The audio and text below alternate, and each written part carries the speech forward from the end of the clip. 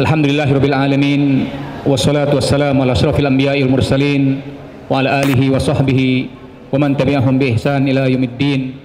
Amma ba'd. Para peserta seminar yang dirahmati Allah tabaraka wa taala, mari bersama-sama kita mulai seminar kita di sesi kedua ini yang telah hadir bersama kita ya, salah seorang pemateri yang juga tidak kalah menarik ya, dari materi-materi yang telah dipaparkan dari tadi siang ya. Dan kepada Kodondi kami persilahkan untuk naik ke atas panggung. Memang nggak mungkin datang semuanya, Pak. Ya Allah, mereka orangnya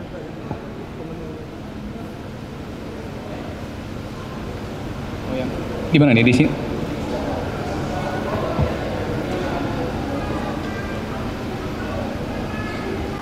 manual ya. Butuh laptop? Oh, apa? Butuh laptop? Enggak usah. Baik, alhamdulillah telah hadir bersama kita Koh Dondi. Saya bacakan sekilas data pribadi beliau. Nama lengkap beliau adalah Dondi Eko Putro Susanto atau yang lebih dikenal dengan Dondi Tan. Beliau dilahirkan di Semarang tanggal 3 Maret 1970 ya, dengan status menikah dan pendidikan TK sampai dengan SMP beliau lalui di Cilacap ya, Jawa Tengah ya, ini Jawa Tengah ya, Jawa Tengah, dan pendidikan terakhir beliau di University Institute of Professional Management ini Malaysia. Baik, pada hari ini atau pada sesi kedua ini kita memiliki waktu kurang lebih 1 jam setengah kok, karena kita asar jam 4, sekarang kita tepat berada pada 14.25, maka kita punya waktu 1 jam setengah atau 90 menit ya. Terkait dengan sesi, maka saya minta masukan dari Kodondi sendiri. Bagaimana sesi yang kita buat? Apakah pemaparan materi dulu dari sekian menit, setelah itu kita buka tanya jawab, atau bagaimana ya? Masukan dari Kodondi sendiri. Pemaparan dulu kira-kira 30-40 menit. Baik. Berdasarkan masukan dari beliau, maka beliau meminta untuk ada pemaparan 30 menit dari beliau. Setelah itu nanti akan kita buka sesi tanya jawab. Baik, untuk tidak memperpanjang waktu, karena memang waktu kita cukup singkat dan saya yakin akan banyak pertanyaan-pertanyaan yang akan muncul dari materi yang beliau sampaikan, maka kepada Koh Dondi kami persilahkan dengan segala hormat untuk memaparkan materinya kurang lebih 30 menit. Setelah itu kita akan lanjutkan dengan sesi tanya jawab.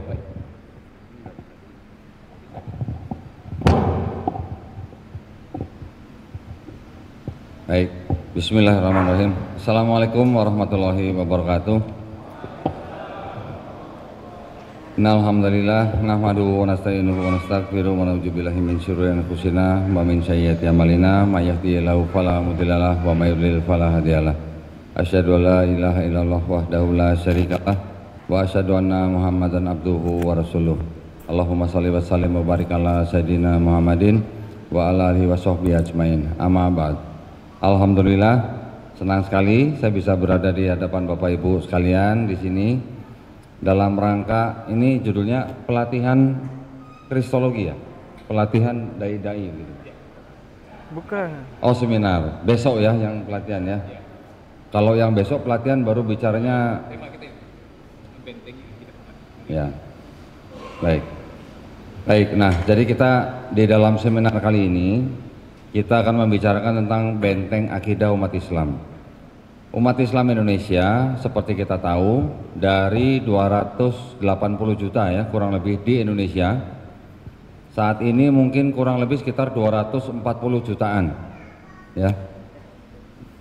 Yang saya baca dari tahun 2019 sampai 2023 umat Islam mengalami kenaikan, jumlah penduduknya naik kurang lebih 10 juta dari 2019 sampai 2023. Persentasenya bagaimana? Nah, yang penting kan persentase. Ya. Sebelum-sebelumnya 5 sampai 10 tahun ke belakang, umat Islam di Indonesia itu persentasinya dalam titik terendah dalam sejarah di Indonesia itu kurang lebih 86,7%. Ya. Sampai 2023 kemarin saya mendapatkan angka ternyata umat Islam di Indonesia ada kenaikan menjadi 87,1% kalau salah. Ya. 87,1%. Jadi ada kenaikan sekitar 0,30 sekian persen. Ini sebuah pertanda bahwa Lama-lama pula dia duduk. yang diperkirakan oleh banyak orang, termasuk dari lembaga-lembaga yang bukan Islam sekalipun, Islam ternyata merupakan agama yang pertumbuhannya paling tinggi di seluruh dunia. Di seluruh dunia loh, bukan di Indonesia saja. Bahkan tingkat pertumbuhannya lebih tinggi daripada tingkat kelahiran. Nah, jadi ada sebuah lembaga namanya lembaga pewresearch.org ya di luar negeri yang meriset tentang agama-agama dunia.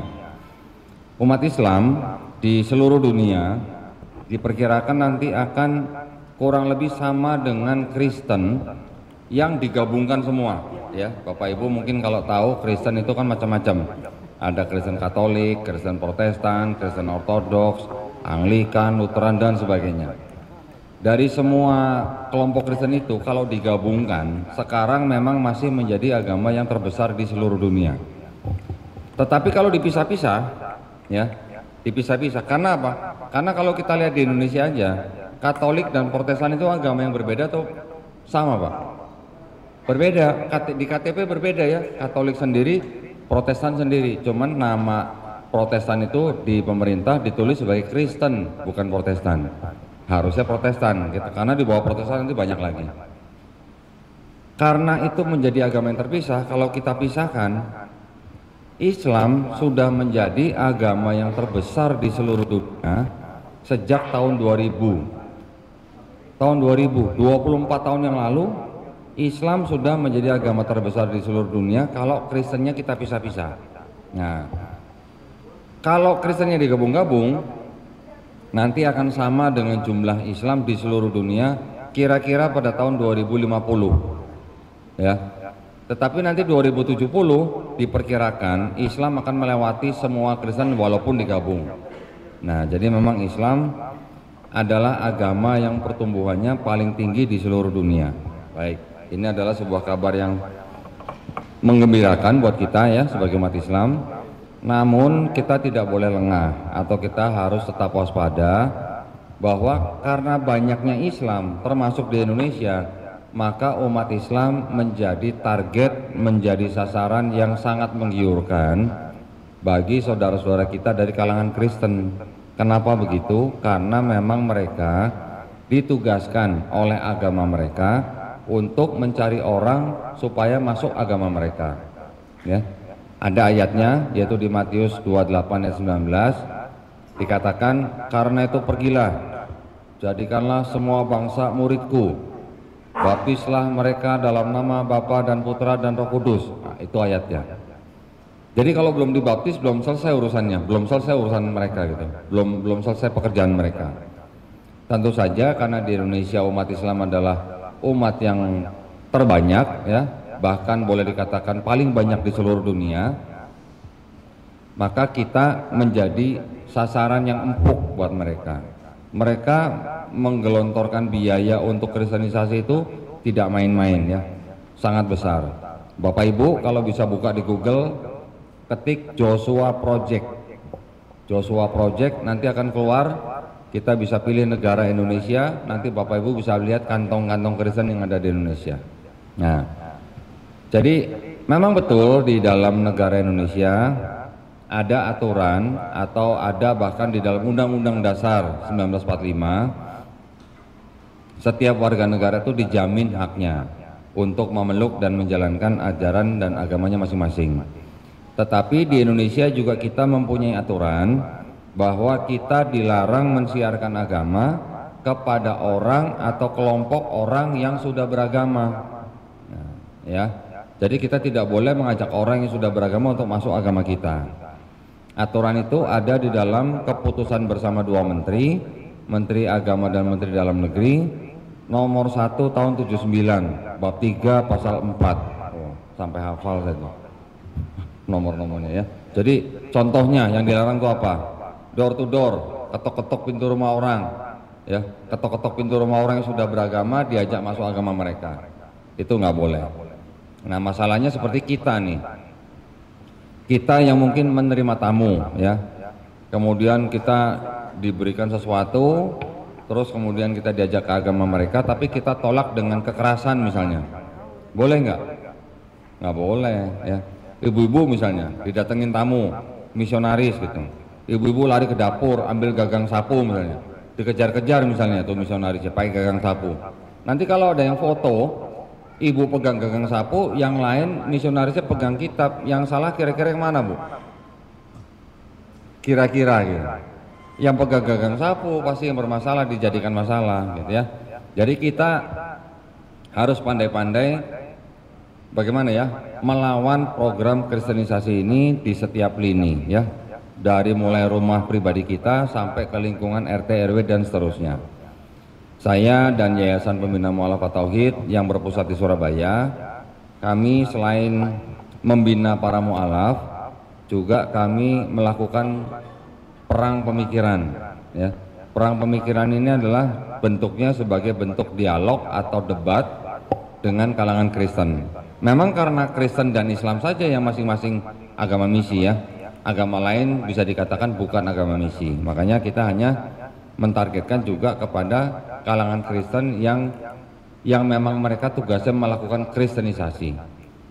Saya alhamdulillah sebagai Ketua Litbang Yayasan Pembina Mu'alafat Tauhid, saya diberi tugas untuk berdebat dengan pendeta minimal 2 kali dalam setahun. Ya. Tapi tahun ini saya gagal 2 kali, cuman bisa sekali. Karena susah sekarang cari pendeta untuk diajak debat. Mungkin amplopnya kurang besar mungkin. Ya. Nah, kami melakukan hal tersebut memang sebagai upaya kami dalam berdakwah tauhid ya. Dengan mendakwahkan kristologi ini, tujuan kami adalah mengajak orang untuk bertauhid, termasuk kepada para pemuka agama dan kalangan lain, tetapi dengan cara debat gitu ya, bukan dengan cara ketok-ketok pintu rumah orang gitu. Itu yang kami lakukan. Alhamdulillah dari hasil debat-debat yang sudah kami lakukan, banyak yang mendatangi kami ya untuk bersyahadat, juga ada yang untuk diskusi dan berakhir dengan syahadat, karena mereka akhirnya bisa melihat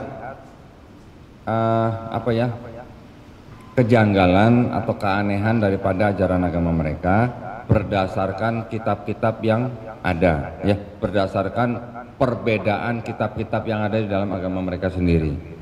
Nah, saya mau kasih contoh ke Bapak Ibu nih. Sebagai perbandingan, nah kita tidak boleh bicara agama orang lain terus tapi kita tidak membicarakan agama kita ya. Kita juga harus tahu dulu agama kita bagaimana, baru kita bandingkan. Kalau Quran itu di Indonesia ada berapa surat, Bu? Ibu, Quran kita ada berapa surat, Bu? Ada 114. Kalau di Maroko ada berapa surat, Pak? Ada yang tahu? Hah? Enggak ada yang tahu? Sama, 114 surat ya. Kalau di Perancis berapa surat, Bu? Sama. Di Amerika berapa surat, Pak? Sama. Di seluruh dunia Al-Quran sama, jumlah suratnya sama ya. Jumlah ayatnya sama nggak, Bu? Jumlah suratnya sama, cuman sistem penomoran ayatnya ada yang berbeda ya. Ada yang memberi nomor pada kalimat basmalah, ada yang tidak. Ada yang memotong ayat di surat tertentu dengan nomor yang baru, ada yang tidak. Jadi ada yang berjumlah surat 6.236, ada yang berjumlah surat 6.666. Tapi kan jumlah ayatnya sama sebenarnya, cuman memberi nomornya aja yang berbeda gitu kan. Jumlah suratnya juga sama. Sekarang saya mau perlihatkan Bapak Ibu nih, kitab mereka bagaimana gitu ya.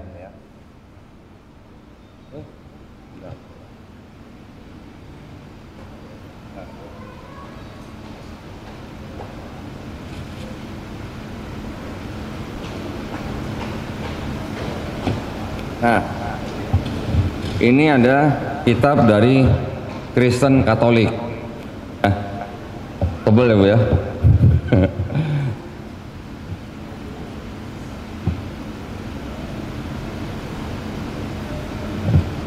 Ini ada kitab dari Kristen Protestan, tipis ya.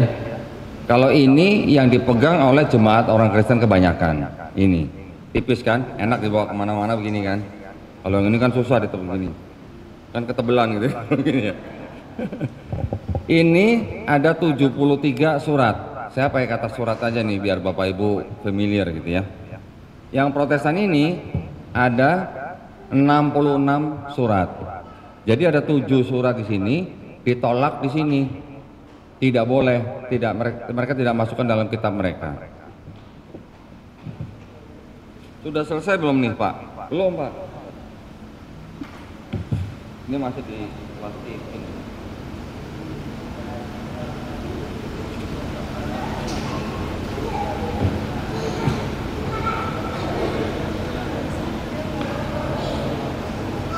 Ini ada dari Kristen Ortodoks 78 surat ya. Jadi 66, 73, 78. Sudah selesai belum Pak? Belum. Ini ada dari Kristen Ethiopia 81 surat ya. Jadi 66, 73, 78, 81. Yang Ortodok menolak 3 dari Ethiopia, yang Katolik menolak 5 dari Ortodok, yang Protestan menolak 7 dari Katolik. Kalau begini jumlah suratnya beda. Pertanyaannya kan yang mana yang bukan firman Tuhan gitu kan? Harusnya kan begitu. Berarti konsep firman Tuhan yang menjadi kitab di Kristen ini kan berarti belum selesai urusannya, karena ada yang 81, 78, 73, 66. Nah ya, ini Bapak Ibu perlu ketahui. Ketika Bapak Ibu misalnya bertemu dengan orang-orang Kristen, tanya dulu, Bapak Kristen dari mana? Kristen apa gitu? Oh saya Kristen Katolik 73. Kenapa Bapak menolak 3 dari Ortodok gitu? Bingung nanti mereka jawabnya. Ini baru dari sisi kitab mereka. Jumlah suratnya sudah berbeda. Oke. Sekarang yang sama-sama 66 surat aja. Ini 66 surat ya Pak ya. Di sini ada ayat yang tercantum di Bible yang versi lain sama-sama Protestan. Wah,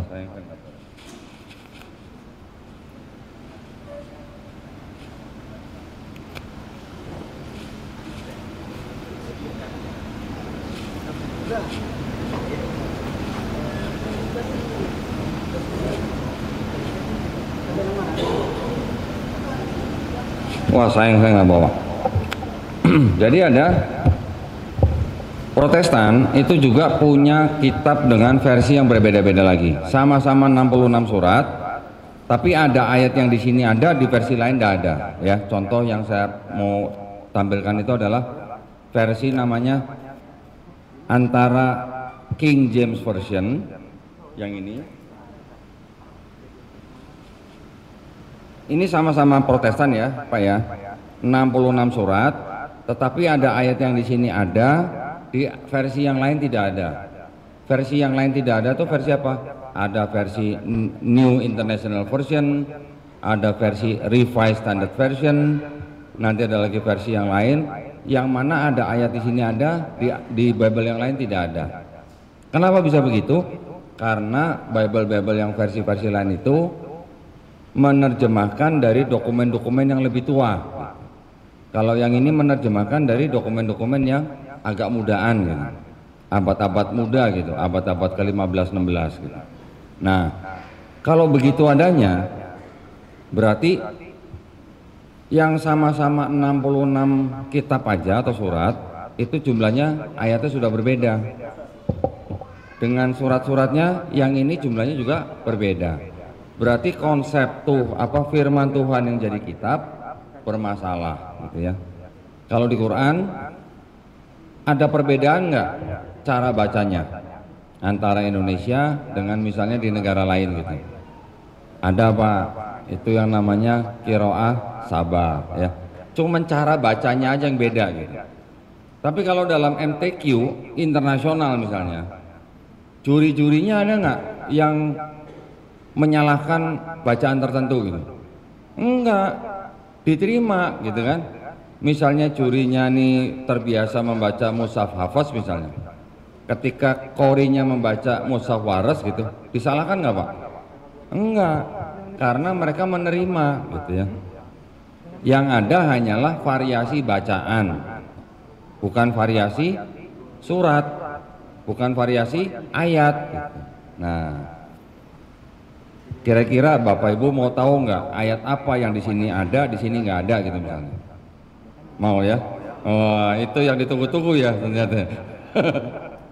Baik, nah mumpung alhamdulillah nih sebelah saya ini ada Ustadz yang bisa tolong bacain. Saya minta tolong bacain nih Ustadz. Tapi bacain jangan pakai bismillah ya Ustadz ya. Satu-satunya ayat yang dianggap di dalam Kristen mengajarkan konsep Trinitas nih. Nah sebelum kita baca nih, satu-satunya ayat yang dianggap mengajarkan konsep Trinitas itu namanya ada di surat 1 Yohanes 5 ayat 7 namanya ya. Bunyinya begini, saya ganjel biar nah, tolong Tat, baca Tat, ini yang di garis merah nih Tat. Garis merah ya, 7 nah, ya. Sebab ada Ya. tiga nih ya. Sebab ada tiga yang memberi kesaksian di dalam sorga, Bapa, Firman, dan Roh Kudus. Dan ketiganya adalah satu. Ini yang 8 ini maksudnya Ya, sampai 8 ya. Dan ada tiga yang memberi kesaksian di bumi, roh dan air dan darah, dan ketiganya adalah satu. Baik. Nah, ayat itu berbunyi. Ayat itu berbunyi apa? Sebab ada tiga yang memberi kesaksian di sorga, Bapa, Firman, Roh Kudus. Ya, ada tiga dan ketiganya satu. Itu yang dianggap mengajarkan Trinitas. Ya. Ada catatan kakinya Pak. Ya. Ini ada catatan kaki. Saya bingung, namanya catatan kaki tapi ditulis pakai tangan ya. Catatan kaki ayat 7 sampai 8, kalimat di dalam surga sampai di bumi. Keterangannya apa ya Pak? Bagian ayat ini. Bagian ayat ini tidak terdapat dalam naskah-naskah Yunani yang paling tua, dan tidak pula dalam terjemahan-terjemahan kuno, bahkan tidak dalam naskah-naskah paling baik dari Vulgata. Bagian ini kiranya aslinya sebuah catatan di pinggir halaman salah satu naskah terjemahan Latin yang kemudian disisipkan ke dalam naskah-naskah oleh penyalin dan akhirnya bahkan disisipkan ke dalam beberapa naskah Yunani. Karenanya bagian ini pasti tidak asli. Tolong diulang Pak, tolong diulang. Karenanya bagian ini pasti tidak asli. Tidak asli itu apa Pak? Palsu. Bapak yang ngomong ya, bukan saya. Ayat ini di sini ada, yang ini ada, ya, yang Protestan juga ada. Saya buktikan nih supaya Bapak Ibu nanti jangan sangka saya asumsi ya. Di sini juga ada Pak yang nah ini Pak ya, 1 Yohanes 5 ayat 7. Sama nggak Pak ayatnya dengan ini? Coba tolong dicek. Penasaran aku buku-buku itu. Yang merah ini dengan ini. Dengan buku-buku, iya. Sama ya. Nah ayatnya ada. Tapi di Bible yang lain, versi-versi lain yang terutama dalam bahasa Inggris, yang mereka menerjemahkan dari dokumen-dokumen yang paling tua, ayat ini tidak dimasukkan oleh mereka. Kenapa?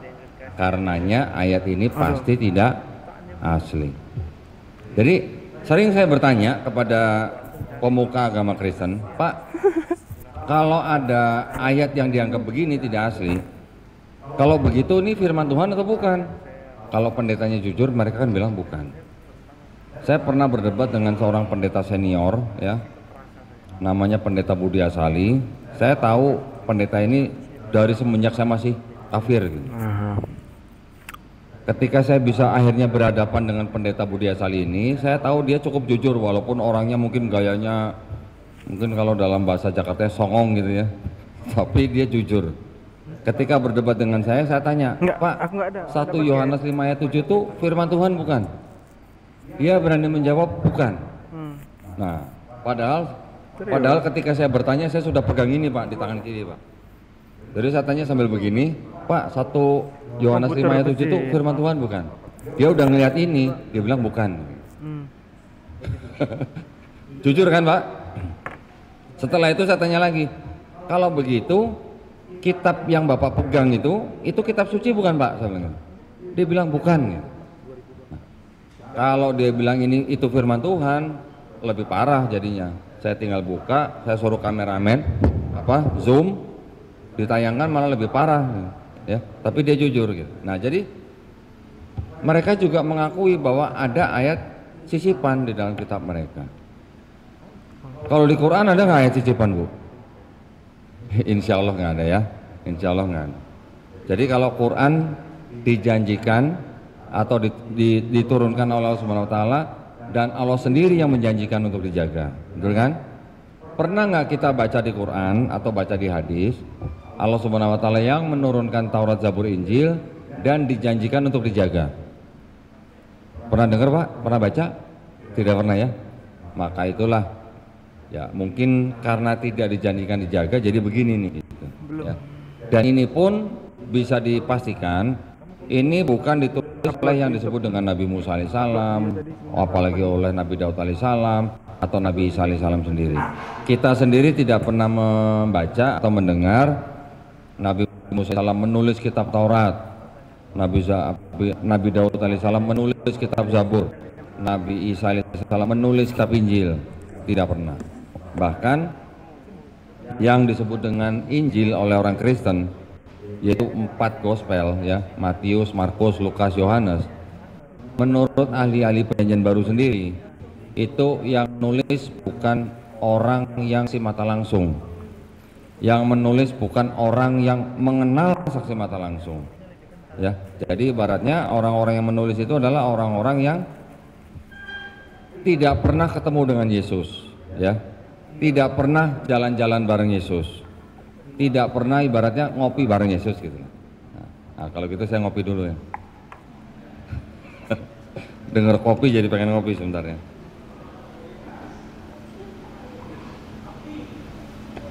Nah, itu menurut orang-orang Kristen sendiri yang ngomong, yang ahli-ahli Perjanjian Baru ya. Kalau tradisinya, tradisi Kristen, mereka mengatakan bahwa yang menulis Matius itu ya Matius, pemungut cukai. Yang menulis Markus itu ya Markus, muridnya Yesus, muridnya Petrus gitu kan. Yang menulis Lukas itu namanya Lukas, tabibnya Paulus dan teman seperjalanan Paulus. Yang menulis kitab Yohanes itu ya Yohanes, anak Zebedeus. Itu tradisi.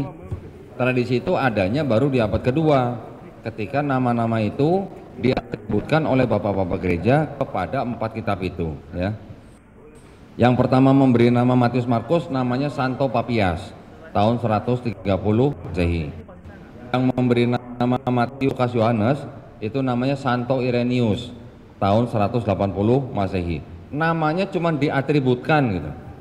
Tapi di dalam 4 kitab itu tidak ada ayat aku bernama Matius menulis ini untuk siapa gitu, nggak ada. Aku bernama Markus juga nggak ada, Lukas nggak ada, Yohanes nggak ada. Jadi itu hanya tradisi gitu ya. Kalau Quran yang nulis siapa? Kita bisa membaca penulisnya banyak, sahabat-sahabat Nabi. Sahabat-sahabat itu sahabat-sahabat yang pernah ketemu Nabi, yang pernah jalan bareng Nabi, yang pernah perang sama Nabi. Betul ya? Semuanya begitu.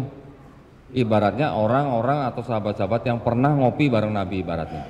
Nah, kalau ini beda, ini adalah tradisi-tradisi.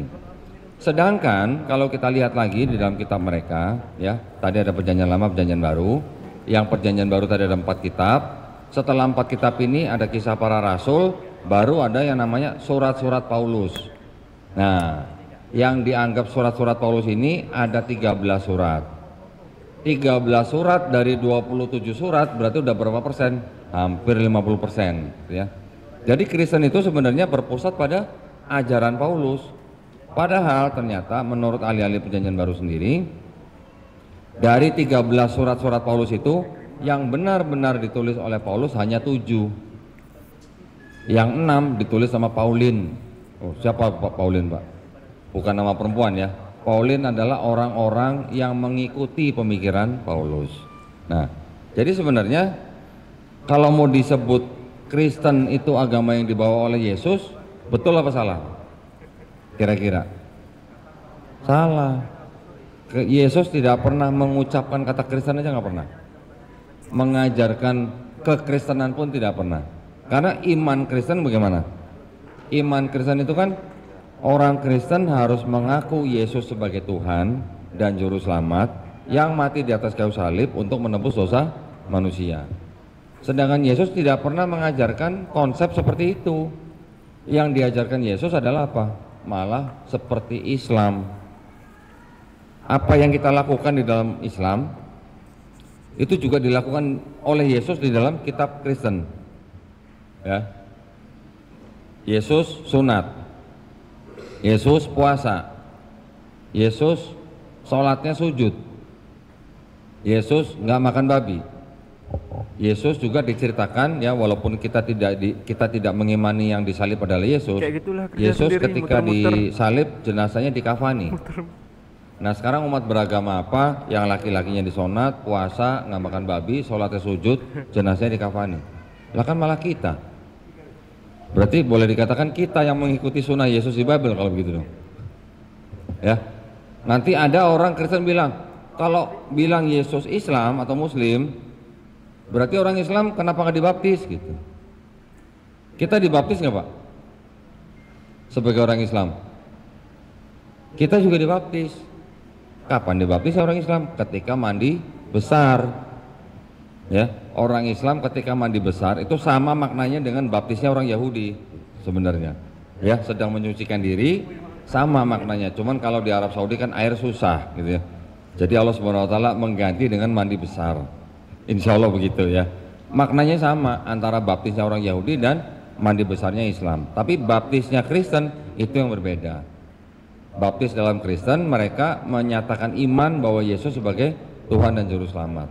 Ya, itu yang kita harus mengetahui hal-hal seperti itu. Apakah sudah cukup? Belum, masih banyak yang lain ya. Di dalam permasalahan di dalam kitab mereka itu seperti apa, itu juga kita harus tahu. Saya akan secara singkat menjelaskan perbedaan atau kontradiksi di dalam kitab mereka sendiri dari sisi konsep ketuhanan dan konsep keselamatan serta konsep Mesias gitu ya. Tadi kita belum sebut Mesias ya. Baik, jadi kitabnya orang Kristen ya, itu kita bisa bagi dua bagian. Yang pertama ini adalah yang indeksnya warna hitam nih ya. Indeks warna hitam ini disebut sebagai perjanjian lama. Yang indeks warna merah ini disebut sebagai perjanjian baru ya. Perjanjian lama ini ternyata bukan punya orang Kristen. Loh, kok bisa begitu? Dari mana dong? Ternyata yang perjanjian lama ini berasal dari kitabnya orang Yahudi. Ya, kitabnya ini. Nah, ini kitabnya orang Yahudi, namanya Tanakh. Ya, Tanakh itu singkatan Torah, Nevi'im, Ketuvim. Torah atau yang kita kenal dengan Taurat itu adalah yang disebut dengan Pentateuch. Pentateuch itu 5 kitab Musa. Kejadian, Keluaran, Imamat, Bilangan, Ulangan ya. Nggak usah dihafalin Pak. Nanti ada kitab nabi-nabi gitu ya. Nabi-nabi ada kitab Yesaya, Yeremia, Yeskiel, Hagai, Habakuk, Ayub dan sebagainya. Nanti yang terakhir kumpulan kitab-kitab Ketuvim namanya. Ketuvim itu tulisan-tulisan orang-orang bijak. Termasuk di dalamnya ada kitab Mazmur atau kita kenal dengan Zabur ya. Nanti ada lagi Ratapan, Kidung Agung, Pengkhotbah dan sebagainya. Nah, gabungan 3 kelompok kitab itu disebut Tanakh. Tanakh ini disusun kira-kira tahun 450 sebelum Masehi, ditulis dalam bahasa Ibrani yang akhirnya kemudian diterjemahkan ke dalam bahasa Yunani. Nah, ini kitabnya. Ini adalah terjemahan daripada kitabnya orang Yahudi ini. Jadi kalau ini ditulis kira-kira tahun 450 sebelum Masehi, yang ini diterjemahkan ditulis kira-kira dari antara tahun 270 sebelum Masehi sampai tahun 132 sebelum Masehi. Cukup lama ya. Terus ini beredar terus nih sampai Masehi, sampai Nabi Isa alaihissalam hidup, diangkat, sampai abad kedua, ketiga, keempat. Kitab ini terjemahannya diresensi namanya. Kalau resensi itu artinya apa? Dikritisi terjemahannya ya. Jadi terjemahan dalam bahasa Yunaninya diresensi, diubah-ubah sesuai dengan akidah mereka, menjadi seolah-olah ini berbicara tentang Yesus gitu ya, Yesus ya masa yang akan datang. Kitab ini sampai tahun akhir abad keempat baru dijadikan satu dengan kitabnya orang Kristen. Kitabnya orang Kristen ini ditulis dari pertengahan abad pertama sampai abad kedua ya. Ini yang disebut dengan Perjanjian Baru. Kemudian kitab terjemahan yang bahasa Yunani ini dijadikan kitab sebagai Perjanjian Lama. Nah, ini yang dijadikan satu begini. Nah, inilah kitabnya orang Kristen di akhir abad keempat gitu ya. Terus masalahnya di mana dengan ini? Kalau dibandingkan dengan ini, masalahnya di mana? Masalahnya adalah konteks. Ya, konteks. Jadi ketika terjemahan ini diubah-ubah oleh orang Kristen, konteksnya yang berubah. Artinya gimana ya? Kalau kita membaca ayat, itu kan tidak bisa kita hanya mencomot-comot satu dua ayat gitu ya. Kita kan harus membaca satu perikop supaya kita jelas itu sedang membicarakan apa gitu. Nah, orang Kristen yang mengubah terjemahan ini itu mengubah konteksnya dari konteks sesuai dengan agama Yahudi menjadi konteksnya untuk Yesus di sini. Jadi karena ini dianggap sudah menubuatkan Yesus di sini, makanya ini selalu harus dijadikan satu begini. Ya, ini setelah diterjemahkan ke dalam bahasa yang lain, bahasa Latin, bahasa Jerman, bahasa Belanda sampai ke bahasa Indonesia, jadinya ini. Jadi yang teks warna hitam itu adalah ini. Sebenarnya ini. Masalahnya dengan orang Yahudi apa? Nah, kalau kira-kira kitab ini diserahkan ke orang Yahudi untuk dibaca, mau nggak? Nggak akan mau. Orang Yahudi kalau dikasih ini dibuang ke tempat sampah, Pak. Kenapa? Karena konteksnya sudah berubah. Ya. Jadi kitab ini akhirnya seolah-olah berbicara tentang kedatangan Yesus di sini. Ini yang ditolak oleh Yahudi. Nah, sekarang kita lihat dari sisi konsep ketuhanannya, ya.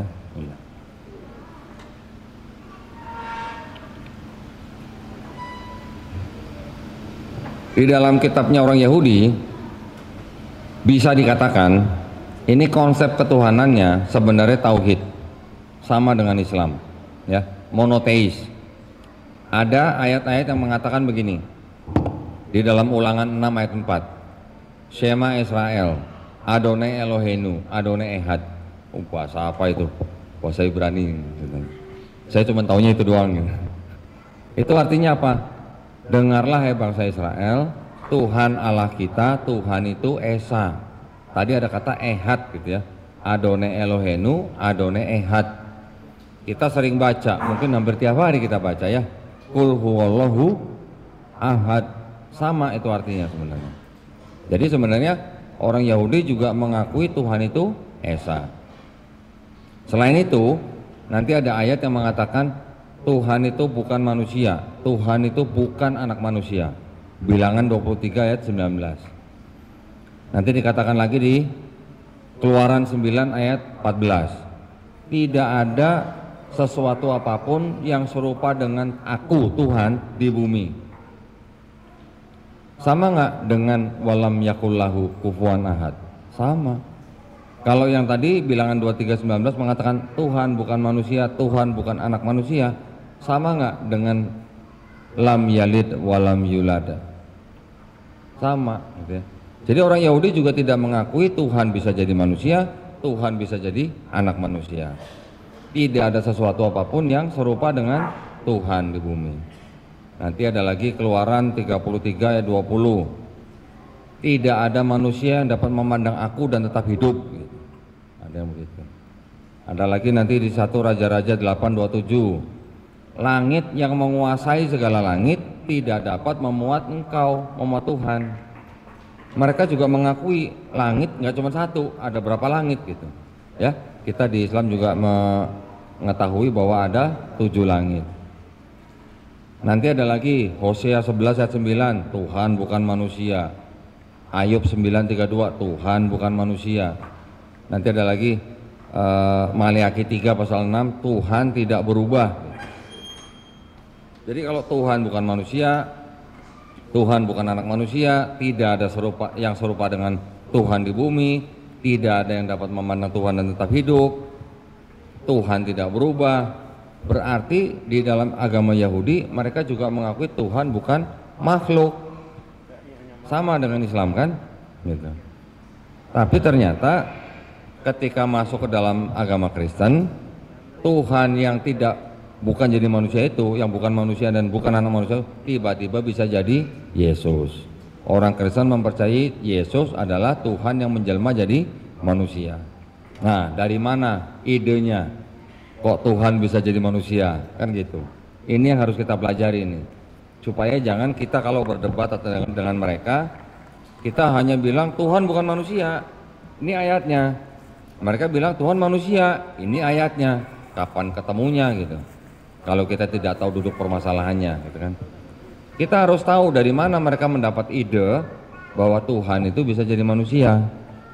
Ternyata Kristen itu adalah agama yang mengadopsi budaya Helenisme Yunani. Ya, pertama. Yang kedua, mengikuti paganisme Romawi. Yang ketiga, Kristen itu juga mengadopsi ajaran filosofi Platonisme.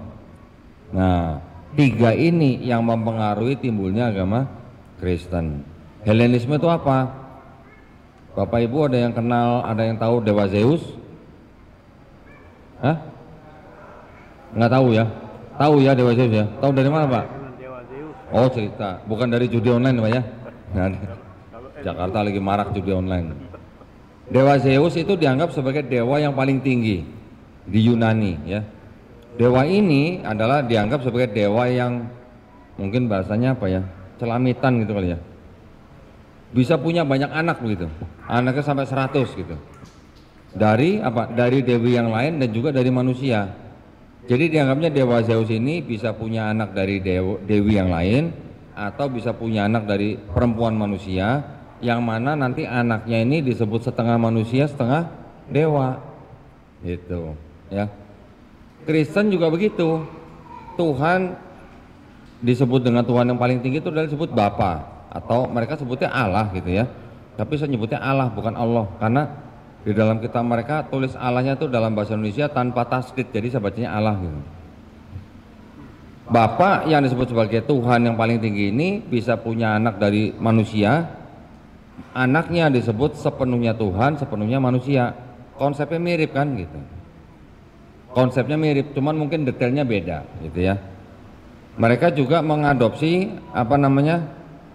aliran-aliran dari paganisme Romawi. Di Romawi juga ada dewa yang namanya dewa Jupiter, dewa yang paling tinggi. Bisa punya anak namanya Merkuri. Kalau tadi dewa Zeus punya anak namanya dewa Hercules, dewa Perseus gitu banyak.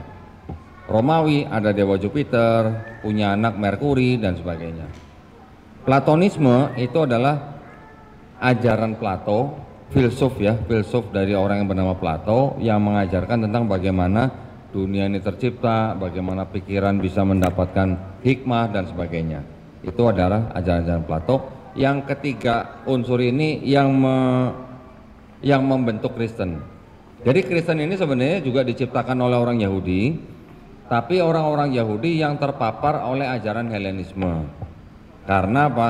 Karena dari mulai abad keempat sebelum Masehi sampai abad pertama sebelum Masehi, orang-orang Yahudi yang tinggal di Mediterania itu juga hidup di bawah era budaya Helenisme. orang-orang yang terpapar Helenisme itu, baik yang di Mesir, yang di Palestina, yang di Turki dan sebagainya, itu yang melahirkan agama Kristen. Tokoh yang paling dikenal sebagai pendiri agama Kristen adalah Paulus. Paulus adalah orang Yahudi juga, dari ayahnya bersuku Benyamin, tapi ibunya dari Tarsus Yunani. Nah, ya, jadi Kristen ini sebenarnya juga agama yang timbul setelah mereka terpapar ajaran Helenisme Yunani. Sampai di sini konsep ketuhanannya. Konsep keselamatannya bagaimana? Nah, konsep keselamatannya di dalam kitabnya orang Yahudi tidak ada konsep orang harus mati menebus dosa orang lain. Ya, tidak ada ayah menanggung kesalahan anaknya, anak menanggung kesalahan ayahnya, siapa yang berdosa itu yang mati. Itu konsepnya. Ya.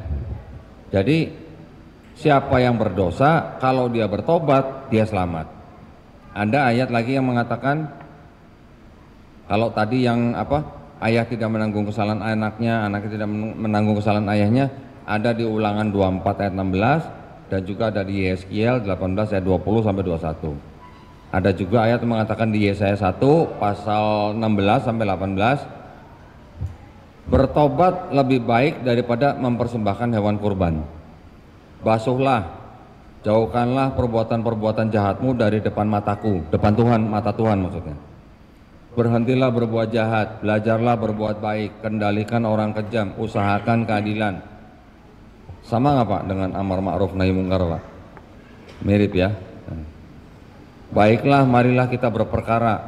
Jikalau, tulisannya firman Tuhan ya, jikalau dosamu merah seperti kirmisi, akan menjadi putih seperti salju. Jikalau dosamu merah seperti kain kesumba, akan menjadi putih seperti bulu domba. Itu ayatnya berbunyi begitu. Kalau ada ayat yang bunyinya begitu, apakah kira-kira masih perlu ada orang yang harus mati di atas kayu salib untuk menebus dosa orang lain? Tentu saja tidak, gitu ya. Itu adanya di Perjanjian Lama. Tapi ketika masuk ke dalam Perjanjian Baru, konsep keselamatannya berubah. Konsep keselamatannya bagaimana?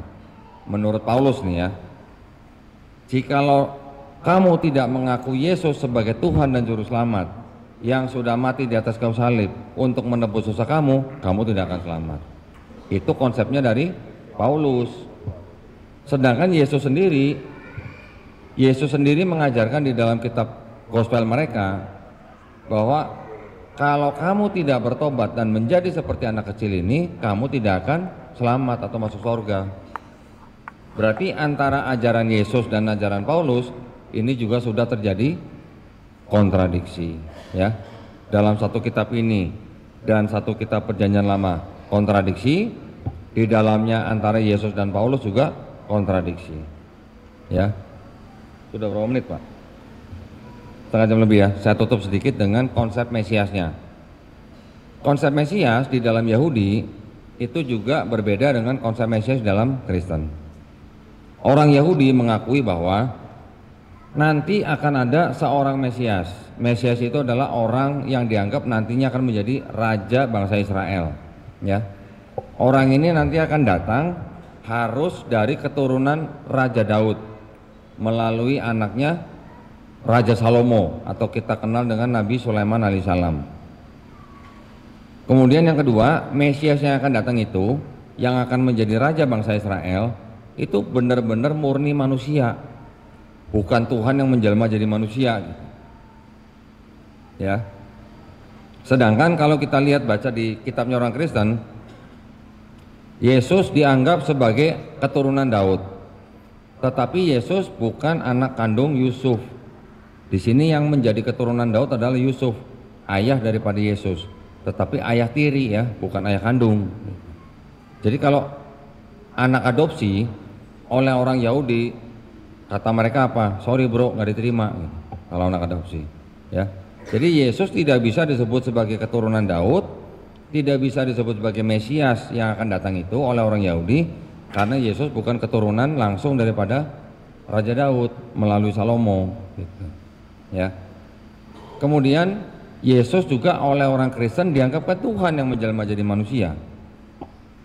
Sedangkan orang Yahudi bilang Mesias itu bukan Tuhan yang jadi manusia, itu benar-benar manusia gitu. Ya. Berikutnya orang Yahudi bilang Mesias itu nanti akan datang kalau di seluruh dunia ini sudah tidak ada orang berperang. Zaman sekarang kalau orang Kristen bilang Yesus itu Mesias yang sudah dijanjikan, buktinya sampai sekarang masih ada perang, gitu kan? Yang keempat, orang Yahudi bilang Mesias yang akan datang itu nanti dia datang kalau semua manusia di bumi sudah mengenal Tuhan yang Maha Esa.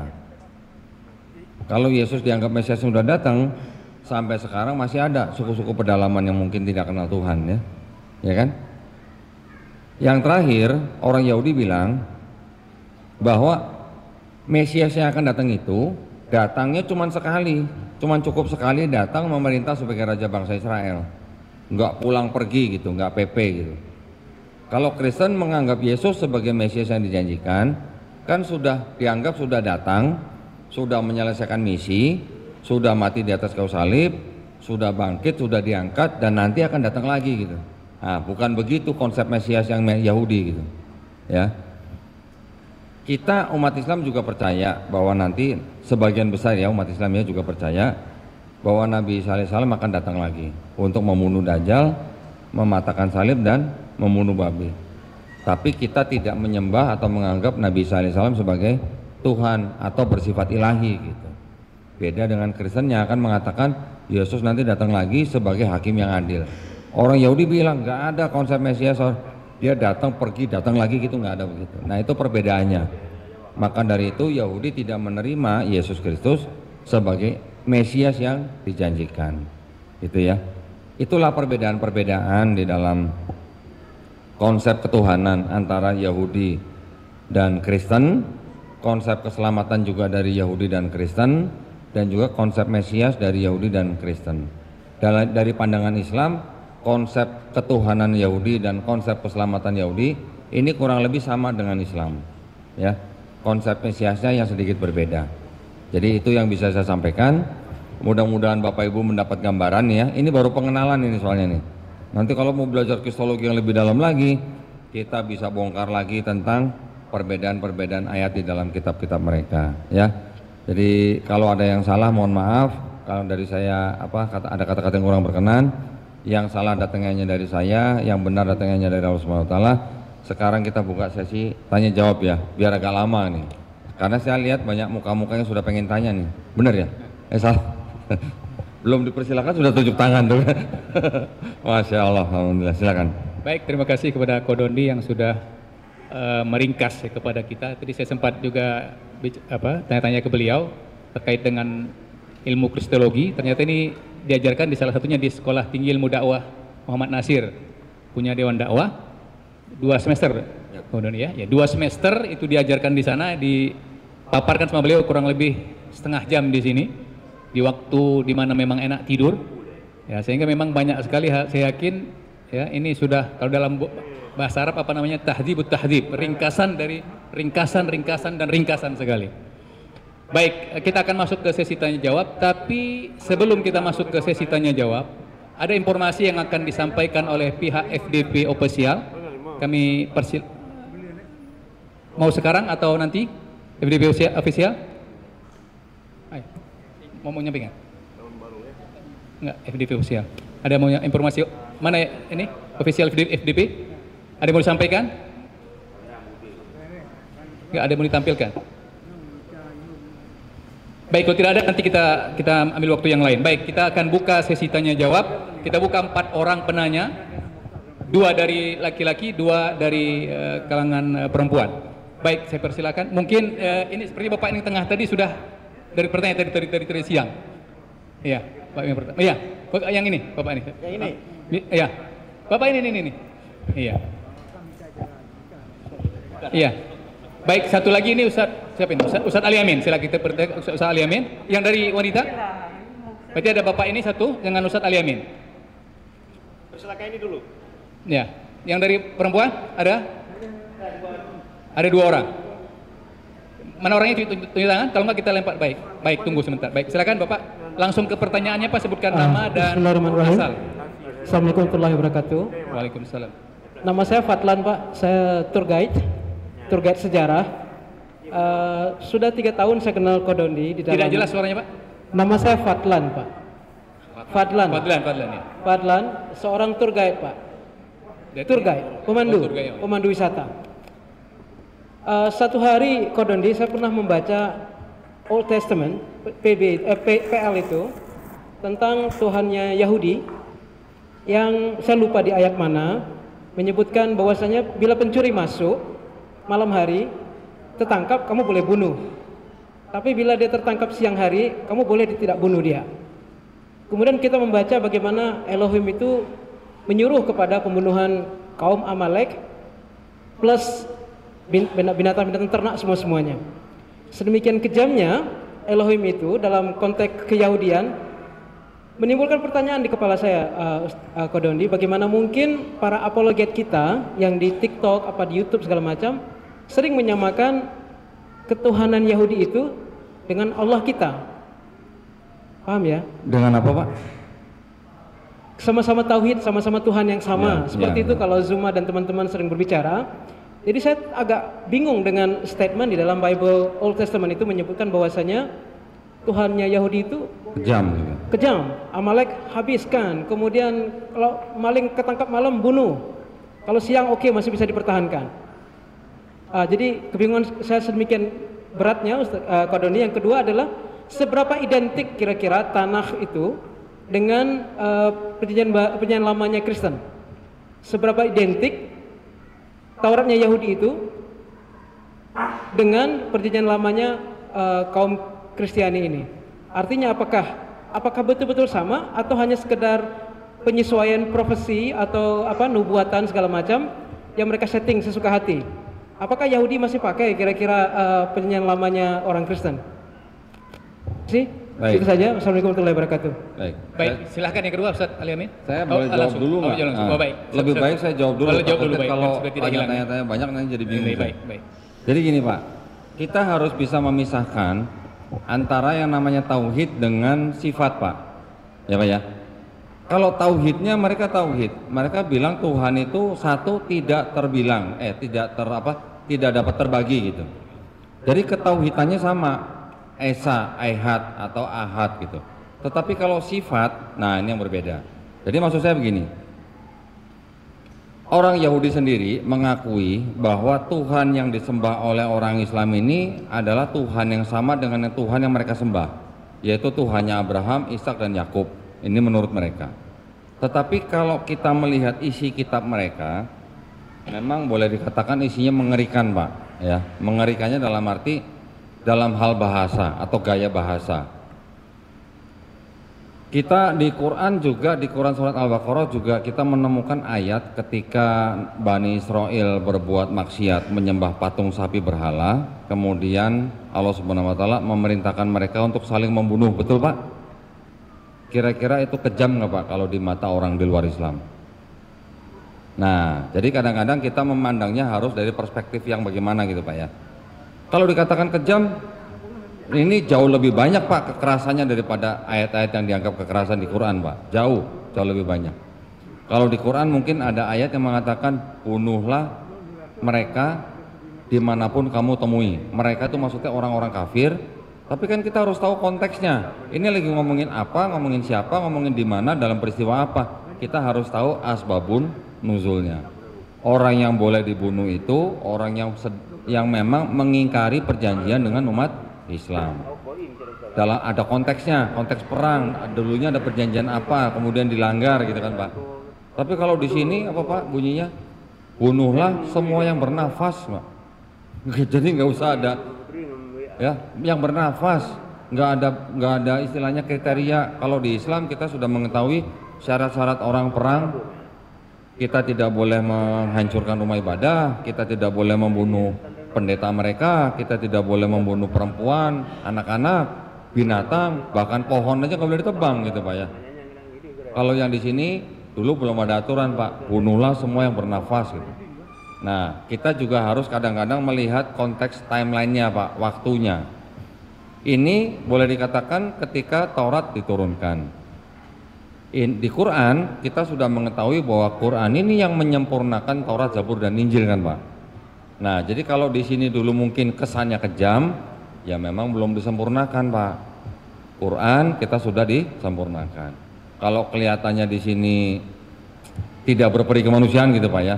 Karena kalau saya hitung-hitung nih Pak, saya hitung-hitung juga saya baca-baca dari literasi, jumlah orang yang dibunuh oleh Tuhan sendiri dalam kitab ini hampir 25 juta orang Pak, termasuk banjir Nuh ya Pak ya, dengan perkiraan dan segala macam dari sisi sejarah. Nah jadi ya boleh dikatakan bagaimana ya, kita harus bisa pisahkan Pak antara ketauhidan dengan sifat atau konteks perang. Itu memang tidak bisa dijadikan satu gitu Pak. Mudah-mudahan Pak Fadlan tahu ya Pak maksud saya ya. Yang kedua tadi mengenai perjanjian lama, apakah yang di perjanjian lama itu dipakai oleh orang Yahudi? Nah ini Pak yang di perjanjian lama tuh ini kitabnya ada, saya pegang-pegang nih. Tapi yang ini dalam bahasa Ibrani setelah menjadi bahasa Yunani, terjemahannya tadi saya jelaskan sudah diubah-ubah Pak. Nah perubahannya apa? Saya berani berdebat dengan pendeta manapun. Saya tanya mereka pasti akan ngeles jawabnya. Ya. Tadi saya sebutkan bahwa kitab ini menjadi setelah dirubah-rubah terjemahannya menjadi seolah-olah berbicara atau meramalkan Yesus di sini Pak. Orang Yahudi suruh baca ini nggak mau, mereka buang tempat sampah karena terjemahannya sudah dirubah-rubah. Satu contoh Pak ya, di kitabnya Yahudi ada kitab namanya Yesaya. Di dalam Yesaya itu banyak ayat-ayat yang diklaim oleh Kristen bahwa ayat itu membicarakan tentang Yesus. Contoh Yesaya 7:14. Akan ada seorang perempuan muda melahirkan anak laki-laki dan dia akan disebut Immanuel. Bunyinya begitu Pak. Kitab Perjanjian Baru penulis Matius mengutip ayat itu. Tapi dia menulisnya begini, seorang anak darah akan mengandung dan melahirkan anak laki-laki dan dia akan dinamakan Immanuel. Penulis Matius. Cuman gara-gara tulisan perempuan muda, di sini anak darah Pak. Beda nggak Pak anak darah sama perempuan muda? Beda nggak Bu anak darah sama perempuan muda Bu? Pada bingung. Wanita muda sama perawan sama nggak Bu? Tidak. Kalau ibu-ibu pasti bisa jawab. Tidak sama. Kalau bapak-bapak kadang bisa jawab sama, kadang bisa bilang enggak gitu. Ya. Padahal Pak, yang dimaksud dengan wanita muda di dalam kitabnya Yahudi itu siapa? Istrinya Nabi Yesaya. Yang disebut anak darah di sini siapa? Maria, ibunya Yesus. Jadi seolah-olah Maria seorang anak darah mengandung Yesus itu sudah dinubuatkan oleh Yesaya 7:14 karena mengutip ayatnya di sini. Padahal Yesus di seluruh perjanjian baru tidak pernah disebut Immanuel Pak sama orang-orang Israel. Ya. Kata yang dipakai untuk perempuan muda di dalam Yesaya 7:14 itu menggunakan bahasa Ibraninya ha-almah. Bahasa Inggrisnya the young woman gitu. Tetapi ketika menjadi bahasa Yunani diterjemahkan dengan kata apa Pak? Parthenos. Parthenos itu virgin Pak bahasa Yunaninya. Kalau mau virgin, bahasa Ibraninya ada lagi Pak. Bahasa Ibraninya virgin itu betulah. Tetapi kenapa yang di bahasa Yunani setelah diterjemahkan diubah menjadi parthenos? Padahal kata yang sama ha-almah di sini di ayat yang lain di Keluaran 2 ayat 8 kata yang sama ha-almah diterjemahkan ke dalam bahasa Yunani menjadi neanis gitu. Nah ini mungkin sudah agak teknis banget ini ya, mungkin Bapak Ibu juga bingung apa itulah. Nah itu memang sudah agak teknis, makanya kita belajar kristologi harus step by step mulai dari pengenalan hingga ke masalah penyimpangannya. Itu contoh yang paling gampang Pak ya. Setiap pendeta saya tanya, kenapa kata ha-almah di Yesaya 7:14 diterjemahkan menjadi parthenos, sedangkan di Keluaran 2 ayat 8 diterjemahkan menjadi neanis?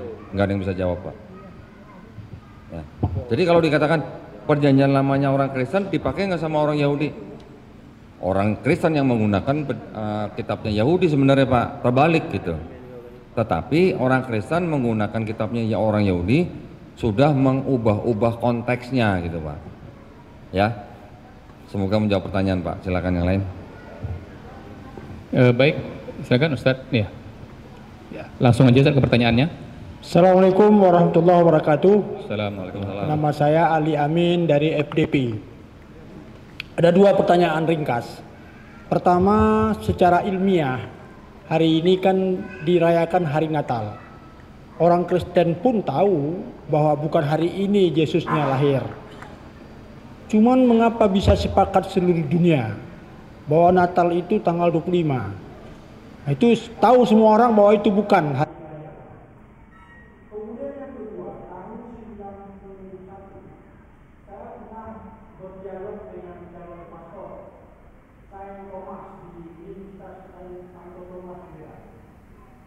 Saya tanya sama dia, pernah nggak lihat Injil Barnabas? Karena katanya itu disembunyikan.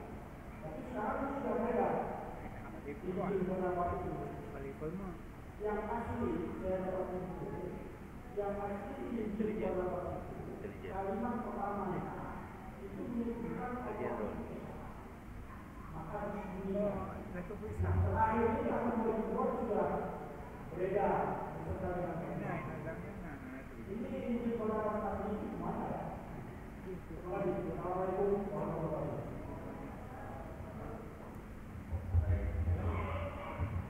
Kalau mengenai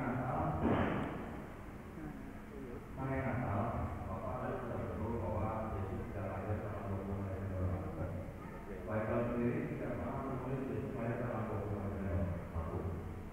Yang kedua, kalau dikatakan Yesus lahir tanggal 20 Desember, ini diceritakan gembala-gembala domba, sedang mau gembala dombanya pada malam hari ketika Yesus lahir. Saya ingin bertanya, gembala-gembala domba ini mana yang mau menggembala orang ini? Dan tidak ada. Jadi orang-orang yang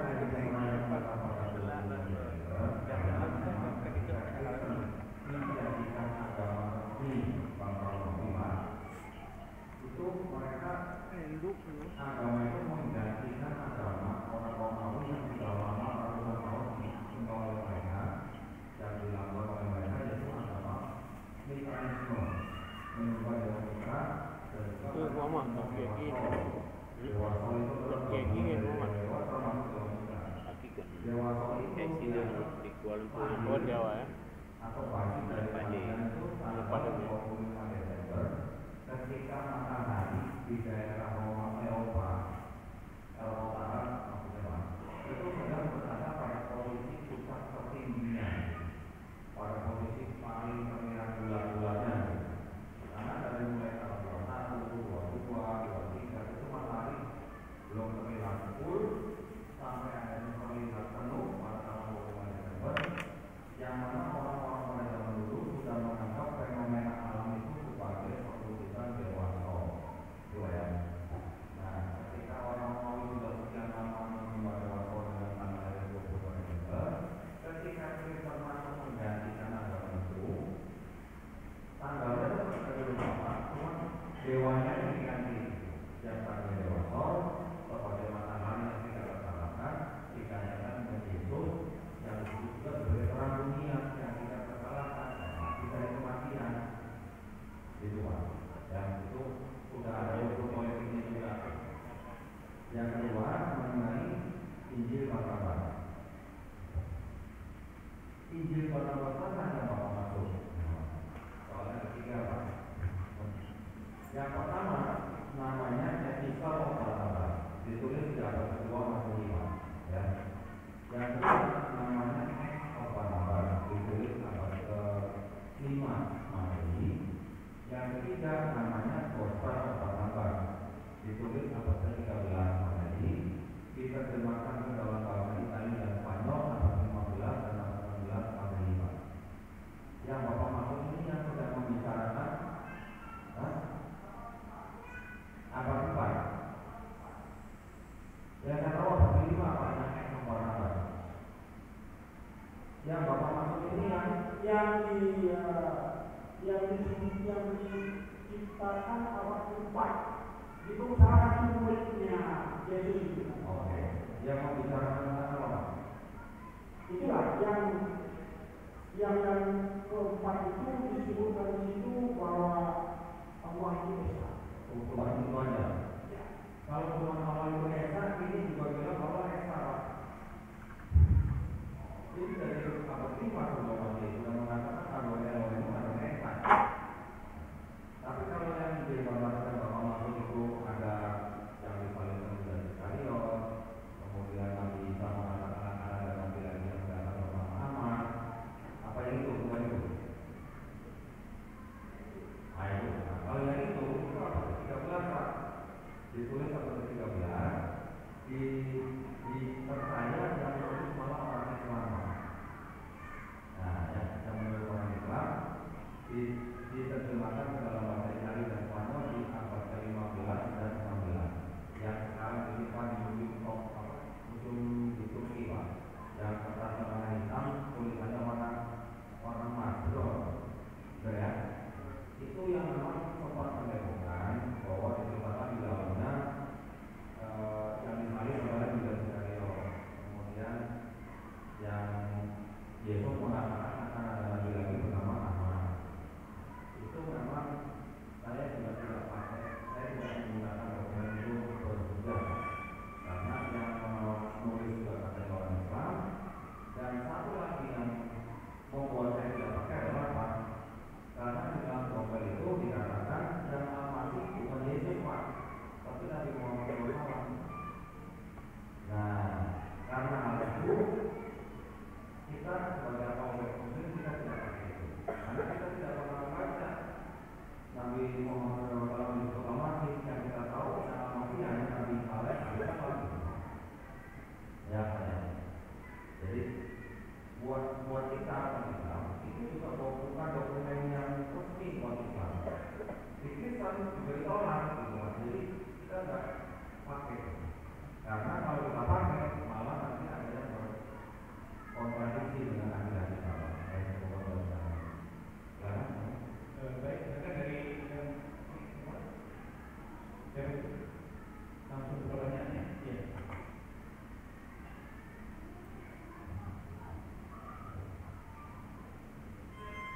Bismillahirrahmanirrahim. Nama saya Zazul Rahmi. Saya ingin bertanya Pak, apakah ada faktor-faktor yang membuat orang Kristen tetap bertahan dalam aliran mereka, sedangkan mereka mengetahui bahwa dalam kitab mereka itu banyak perubahan-perubahan? Apakah ada faktor-faktor tertentu yang membuat mereka itu tidak bertahan dalam aliran mereka? Contohnya seperti orang Islam, Allah menjadikan kita itu surga. Dan apakah ada hal tertentu dibenarkan bertahan mereka dalam agama mereka? Terima kasih.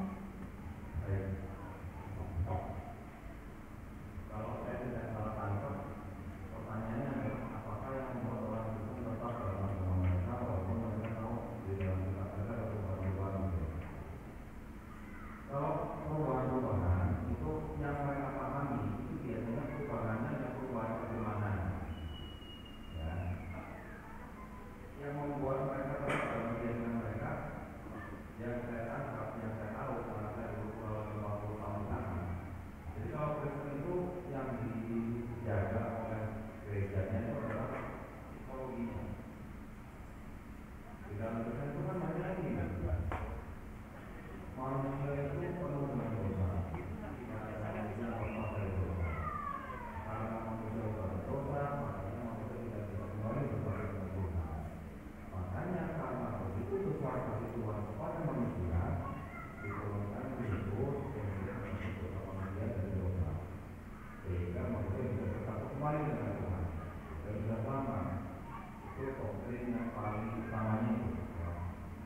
Terus kemudian mereka juga banyak sekali diasupi dengan apa istilahnya ya, permainan ya, bahwa manusia ini kita tidak ada apa-apanya, kita hanya bekerja terbun, Allah, kita ini sangat kita terus. Jadi kalau kita seperti orang yang benar-benar kita kihani, makanya psikologi orang Kristen itu ya seperti itu. Jadi seolah-olah kita karena kita tuh sayang sama dikasih lagi, kita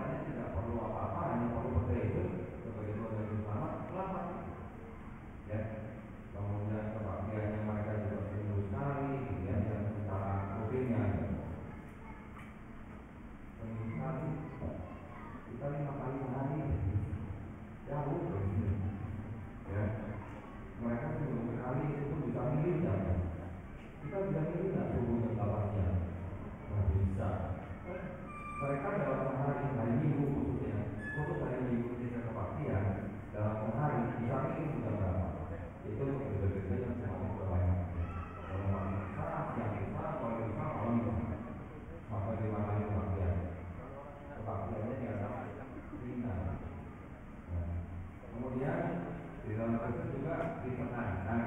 Kasih Kristen adalah agama kasih, saling mengasihi, mengasihi sesamamu seperti kamu mengasihi diri sendiri. Betul, itu tidak salah. Tapi kalau sudah kasihilah musuhmu, gimana? Kasihilah musuhmu. Oke, pendeta bisa dimakan atau menafsirkan kasihilah musuhmu itu artinya kamu tidak boleh membalas kejahatan dengan kejahatan. Tapi kalau dibicara begitu, artinya hukum itu hanya bisa untuk diri sendiri, tidak bisa dipakai untuk negara, tidak bisa dipakai untuk pengadilan. Karena Kristen memang boleh dikatakan agama yang tidak mau dijadikan agama untuk keputusan negara, semuanya keputusan sendiri. Contoh kalau kasihilah musuhmu, misalnya kan belajar ya. Saya datang ke tempat negara atau bangsa yang belum merdeka. Saya ambil hasil buminya, saya kasih kitab, di dalamnya kasihilah musuhmu. Saya kasih ke orang yang jajah, orang yang jajah baca kasihilah musuhmu. Yang musuh kita siapa? Tapi jajah kan? Tapi jajahnya kasihilah musuhmu. Itu yang tidak bisa dipakai sebagai hukum negara. Kalau di Islam kita tegas, ya kalau kita dizalimi kita boleh membalas tetapi memaafkan lebih baik. Tapi kalau ini kasihilah musuhmu, kalau sama kebenaran itu lebih kiri. Bila kalau kita datang ke tempat saya, kamu makan sama kebenaran lebih kiri, kamu kenapa? Kamu kalau tahu kok, bilang gitu. Jadi artinya hukum mereka sebenarnya di pihaknya bagus, boleh dikatakan sungguh bagus, bahkan boleh disebut sangat-sangat bagus. Tapi karena saking bagusnya malah tidak bisa diterapkan di dalam masyarakat, hanya bisa diterapkan oleh diri sendiri untuk kalau dia tidak munafik. Saya belum pernah melakukan Kristen, saya tanpa kebenaran dari sendiri belum pernah. Selalu mereka menolak. Ya. Jadi psikologi mereka yang dikuasai. Ya, kalau kita di Islam kita dituntut selalu apa? Berserah diri, berserah diri, berserah diri. Takwa. Setiap perbuatan, waktu Jumat pasti sebutnya apa? Mengingatkan apa? Meningkatkan takwa kita. Selalu begitu kan? Ketakwaan, takwa. Itu kalau mereka kasih. Benar-benar pertanyaannya. Ya kan? Baik, satu pertanyaan.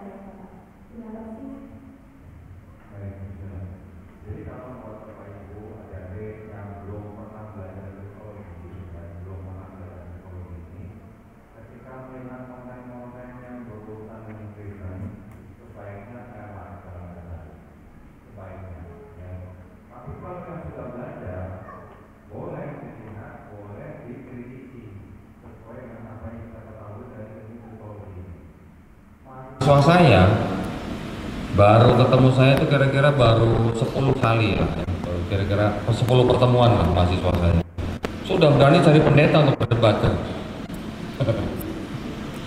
Karena mereka sudah tahu kondisi kitabnya orang Kristen bagaimana. Ya walaupun mereka berdebat dalam arti bukan seperti yang saya lakukan ya.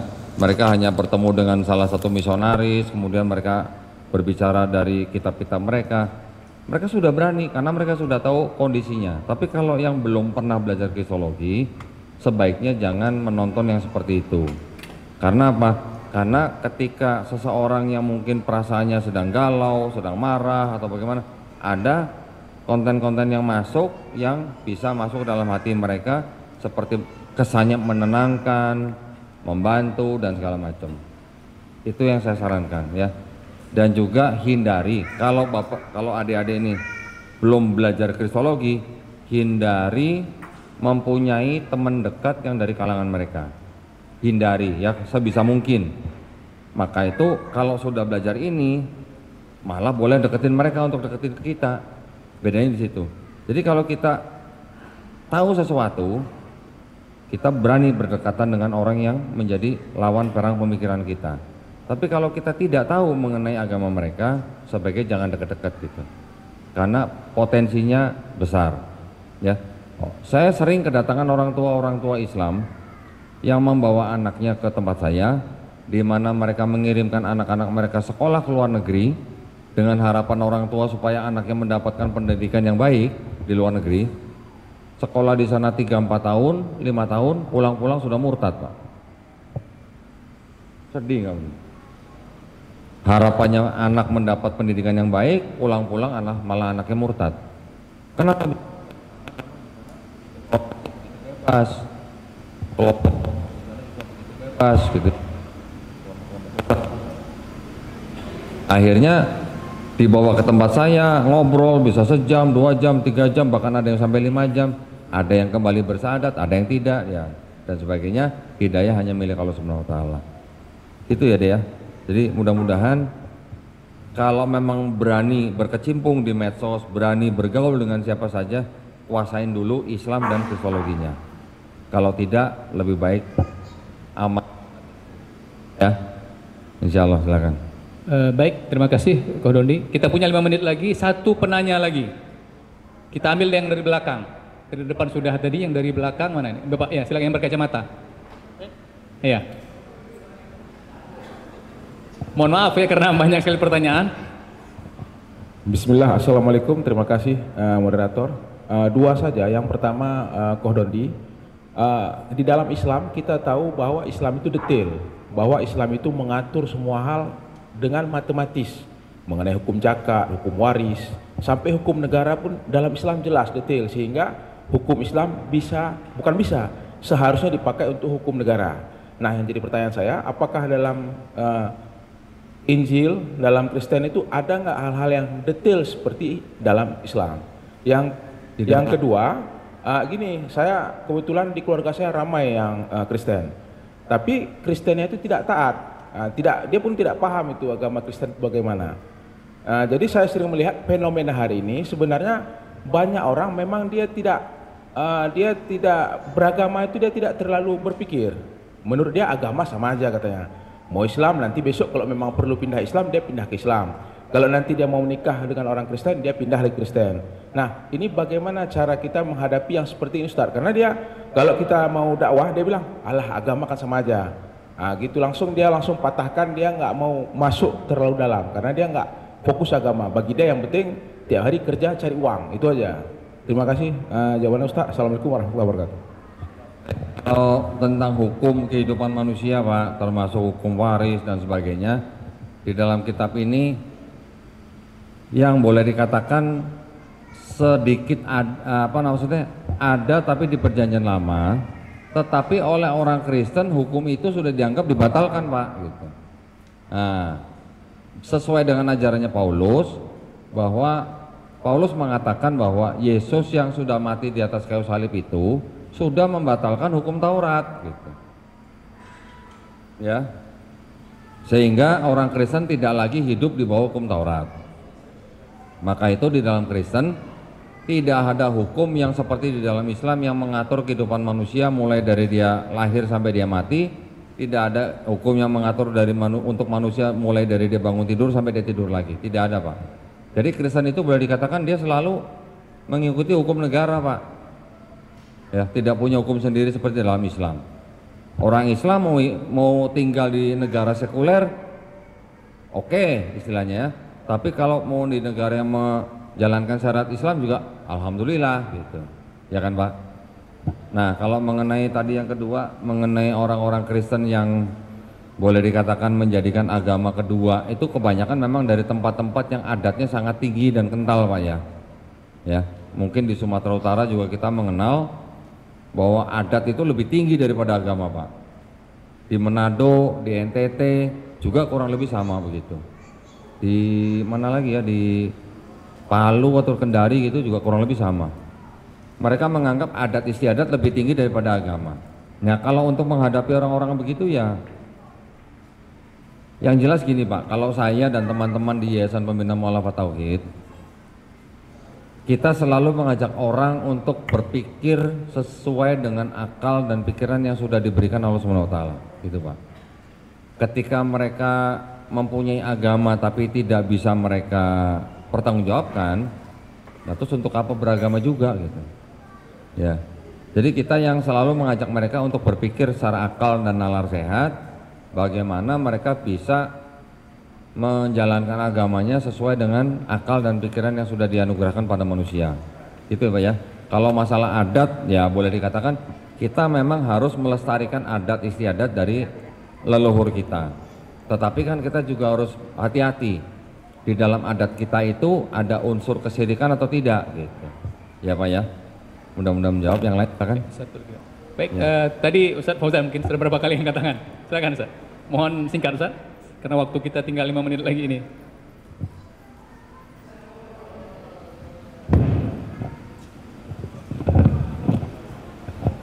Terima kasih. Assalamualaikum warahmatullahi wabarakatuh. Waalaikumsalam warahmatullahi wabarakatuh. Saya Fauzan Zakaria dari Masjid Oman yang semalam bertemu dengan Kodondi. Saya lihat kemarin juga Kodondi bilang di podcast Kodondi itu sudah masuk Islam tahun ini lebih kurang 200 orang kalau nggak salah.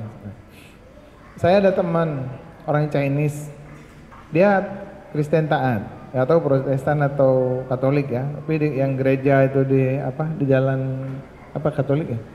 Nah kemudian terus diskusi sering dan kadang-kadang dia yang ngirim masalah-masalah Islam ke saya gitu sering kan. Nah terus ketemu sering ada diskusi dan dia selalu menerima gitu dan dia tuh pendeta kalau nggak salah. Cuman saya mau nanya nih, pada saat kapan kira-kira dia bilang tenang Pak Ustadz, pokoknya nanti aku di Masjid Oman katanya. Jadi ini saat kapan kita boleh mengeksekusi gitu. Cuman nih dia masih ada persoalan-persoalan dengan keluarganya sekarang sepertinya. Tapi selama ini pengalaman Kondondi itu eksekusinya itu gimana sih? Bagaimana saat apa yang kita anggap tepat dia itu bisa ini udah siap untuk jadi muslim. Sepertinya ada berat sekali ke arah sana. Ya terima kasih kok. Assalamualaikum warahmatullahi wabarakatuh. Yang jelas Ustadz, itu kalau mereka masih berat untuk meninggalkan agama mereka, biasanya karena masih ada keterikatan dengan jabatan. Pasti itu, ya, pasti. Saya pernah kedatangan sepasang suami istri, dia adalah penatua gereja. Penatua gereja itu adalah orang yang harus atau bertanggung jawab menjaga iman jemaatnya gitu.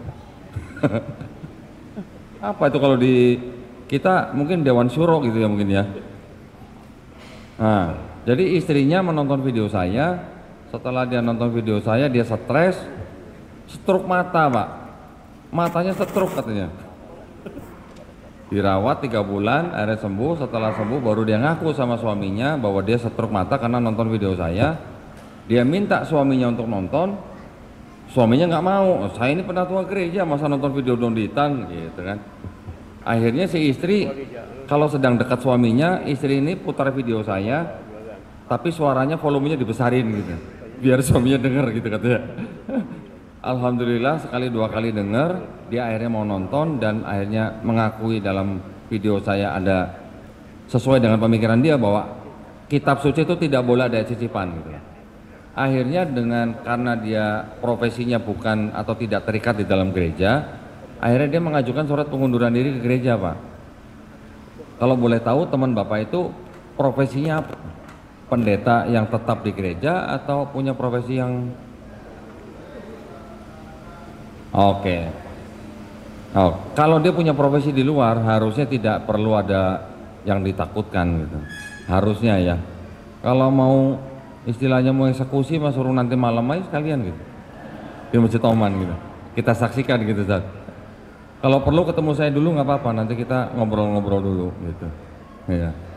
Ya insya Allah ya Ustaz ya. Silakan kalau masih ada kesempatan. Baik, waktu kita masih bisa Koroni masih kita buka satu lagi Sampai jam berapa? Jam 4 ya. Baik. Satu pertanyaan lagi. Baik, ini kita punya tim dari daerah yang memang kita undang sengaja kemari, dari 20 orang, dan memang ujung tombak kita. Ini salah satunya angkat tangan dari tadi juga. Kepada Pak Mukhlis kami persilahkan.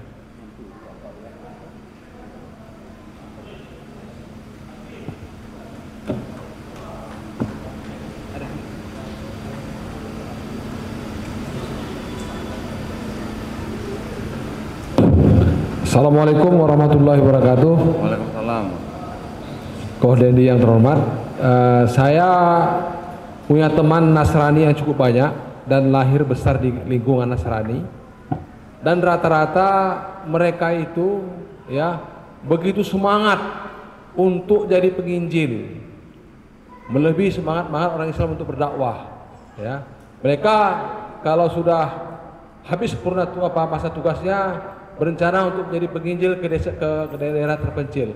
Apa yang mendorong rekan-rekan Nasrani saya tersebut, Pak, untuk jadi penginjil yang begitu kukuh, untuk jadi penginjil ke daerah-daerah terpencil? Demikian. Assalamualaikum warahmatullahi wabarakatuh. Maksudnya gimana Pak? Apa yang mendorong mereka sehingga begitu semangat untuk jadi penginjil, sementara kita orang Islam sendiri kurang untuk jadi pendakwah? Ya. Mungkin gini Pak ya, mungkin gini. Kalau di Islam kan kita sering mendengarnya apa? Sampaikanlah walaupun hanya satu ayat. Itu saja yang menjadi perintah kita untuk berdakwah gitu ya. Tapi kalau mereka Pak, itu ada ayatnya, Matius 28 ayat 19. Karena itu pergilah, jadikanlah semua bangsa muridku, baptislah mereka dalam nama Bapa dan Putra dan Roh Kudus. Itu perintahnya Pak. Walaupun itu ayat tidak asli ya Pak ya, tapi tetap dipakai oleh mereka. Bahkan ayat itu yang dipakai oleh Konsili Vatikan kedua tahun 1965. Nah, jadi mereka memang didoktrin bahwa mereka ditugaskan untuk istilahnya mencari jiwa gitu Pak. Gitu. Jadi kalau dikatakan baptislah mereka dalam nama Bapa dan Putra dan Roh Kudus, kalau belum dibaptis kan belum selesai Pak urusannya. Nah, gitu. Kalau kita kan nggak ada perintah syahadatkan gitu kan nggak ada begitu. Kita yang diperintahkan la ikraha fiddin, malah lakum dinukum waliyadin gitu. Jadi ada sedikit perbedaan. Kalau di Islam kita tidak disuruh menjadi orang yang agresif mengajak orang masuk Islam. Tapi kalau mereka kan agresif.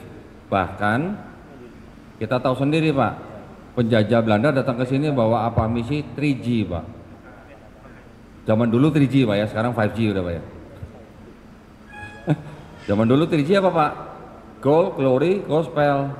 Gospelnya ini Pak yang menyebarkan kitab mereka, menyebarkan agama mereka. Semenjak kekalahan Kristen di perang salib, gospel menjadi salah satu misi mereka dalam kolonialisasi mereka. Itu Pak jadinya. Ya. Boleh silakan. Baik, mungkin satu lagi ringkas. Nah, satu pendek lah. Yang pendek-pendek aja, saya juga coba jawabnya pendek-pendek nih. Satu, ya. Baik, bismillahirrahmanirrahim. Assalamualaikum warahmatullahi wabarakatuh. Perkenalkan, nama saya Hikmat, asli dari Bandung. Jadi di Aceh baru beberapa tahun terakhir ini. Jadi pertanyaan saya, Kodondi, di keluarga masih ada yang bersinggungan dengan agama lain. Ya, barangkali kalau Xinjia masih mengikuti gitu. Kalau Xinjia, Cengbeng yang udah nggak mengikuti lagi. Nah, jadi sepupu saya yang baru ditinggal oleh orang tuanya, oleh ibunya, saya khawatir dengan pergaulan saudara-saudaranya yang masih non-muslim gitu, termasuk dengan Kristen progresif, Kodondi. Jadi sekarang itu ada penginjil gaya baru PGB, yaitu orang-orang dari Kristen progresif. mana mereka nggak pergi ke gereja gitu, terus nggak bayar perpuluhan dan segala macam, dan boleh menganggap bahwa Yesus itu tergantung kamu memandangnya apa, apakah Tuhan juru selamat dan segala macam gitu. Nah, bagaimana strategi kita untuk menghadapi Kristen progresif gitu. Terima kasih kok. Baik, kita punya 2 menit kok. ya 2 menit ya. Ya, jadi pada intinya sebenarnya ya kurang lebih sama ya. Senjata yang bisa kita pakai untuk menghadapi mereka ya kristologi. Saya menghadapi orang-orang Kristen saksi Yehova dengan menghadapi orang-orang Kristen yang Trinitas ya pendekatannya sedikit berbeda. Jadi ketika kita bicara dengan orang-orang Trinitas, kita bisa berbicara tentang konsep keselamatan. Kita bisa berbicara tentang konsep ketuhanan. Tapi kalau bicara sama orang Kristen saksi Yehova yang mana mereka tidak menyembah Yesus, kan kita percuma ngomong konsep ketuhanan, mereka juga tidak menyembah Yesus kan. Tapi saya masuk lewat apa konsep dari kritik teks. Kritik teks itu artinya di Bible ini ada ayat tidak asli, coba tolong jelasin ke saya. Atau coba tolong tanggapin ini kok ada ayat tidak asli itu maksudnya apa gitu.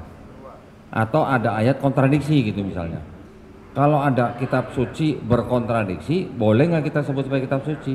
Buktinya jelas gitu, nanti kita bisa sebutkan dalam kitab-kitab mereka. Begitu juga dengan mungkin Kristen progresif. Nanti kalau progresif sebentar mereka boleh nyembah Yesus sebagai Tuhan, sebentar enggak, ya sudah, tunjukin aja kitabnya. Ini kontradiksi kenapa? Ini ayat tidak asli gimana? Itu yang harus kita pelajarin. Makanya dari dulu kita melihat guru-guru kita berdebat dengan para pendeta, yang lebih banyak mereka perdebatkan adalah masalah teologi kan, masalah Yesus Tuhan atau bukan gitu. Kebanyakan kan begitu gitu ya, mau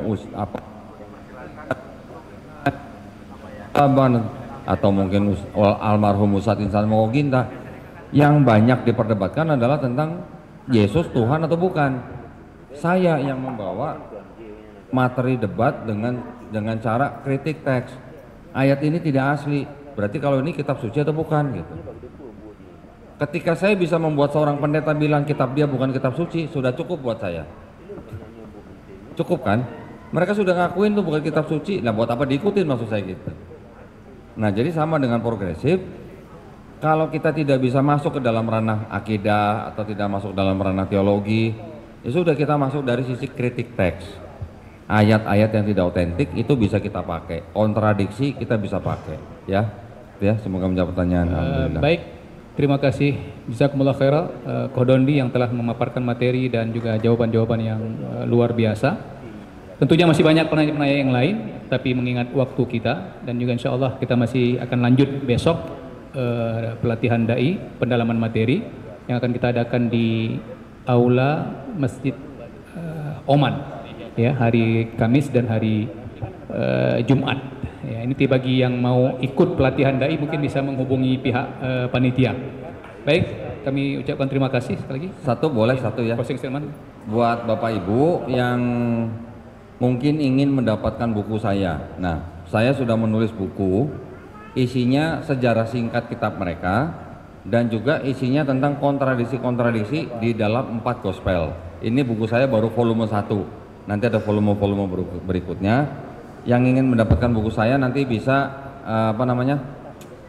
mendapatkan melalui di Tokopedia ataupun di Shopee ataupun pesan ke staf kami ya. Nanti nomornya bisa didapatkan atau dimintakan ke FDP ya. Barakallahu fikum. Wassalamualaikum warahmatullahi wabarakatuh. Baik, sekali lagi kita ucapkan terima kasih kepada Kodondi yang telah menyampaikan materinya yang luar biasa, dan kita berharap ya apa yang telah disampaikan ya bisa memberikan manfaat bagi kita sekalian, menambah semangat kita untuk terus ya, mau membentengi diri kita, keluarga kita, dan juga mau peduli dengan program-program ya pembinaan mu'alaf, membentengi akidah umat. Baik, demikian, dan kami akhirnya memohon maaf atas kekurangan-kekurangan ya, yang terjadi. Kita akhiri, subhanakallah wa bihamdik, asyhadu an la ilaha illa anta, astaghfiruka wa atubu ilaik. Wassalamualaikum warahmatullahi wabarakatuh. Waalaikumsalam warahmatullahi wabarakatuh. Baik, informasi kami sampaikan kepada peserta pelatihan dai untuk besok dan juga hari Jumat agar bisa hadir sebelum pukul 8 ya di aula Masjid Oman ya. Sebelum pukul 8 pagi sudah aula hotel Masjid Oman ya, aula hotel Masjid Oman. Kemudian kami juga meminta kepada peserta untuk mendukung kegiatan dakwah FDP dengan cara follow ya, follow akun media FDP, ada Instagram, YouTube dan WhatsApp ya. Ya, ada YouTube FDP TV ya. Silakan. Baik, tujuannya supaya kita bisa mengalahkan konten-konten yang negatif atau konten-konten yang tidak bermanfaat. Dan dengan sendirinya, dengan sering kita memfollow, men-tag dan segala macam konten-konten yang bermanfaat, insya Allah diri kita semakin bermanfaat. Tetapi kalau yang sering kita klik dan segala macam konten-konten tidak bermanfaat, maka secara algoritma kita akan digiring kepada hal-hal yang negatif. Jadi sekali lagi tolong diikuti ini Instagramnya FDP, Facebook FDP, YouTube FDP, serta websitenya. Kami sangat berharap itu semua pada kawan-kawan semuanya ya. Harus disubscribe lah kira-kira gitu. Terima kasih. Assalamualaikum warahmatullahi wabarakatuh. Baik, terkait buku tulisan Kohdondi, judulnya adalah Bible at Post ya. Bible at Post. Nanti bisa yang mau mendapatkan bisa menghubungi panitia atau bisa menghubungi di nomor ofisial Kohdondi di 0812 4788 8892 0812 4788 8892. Baik, nanti nomornya akan kita share di grup anggota atau grup ya anggota peserta seminar ya. Baik, terima kasih.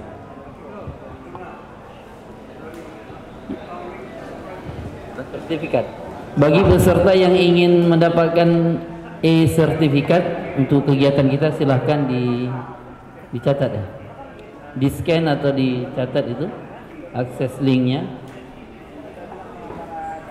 Nanti akan di share juga di grup ini insyaallah ya. Baik, untuk para dai FDP dan pondok mahasiswa di Blower, untuk setelah asar tidak pulang dulu, kita kumpul sebentar ya setelah asar.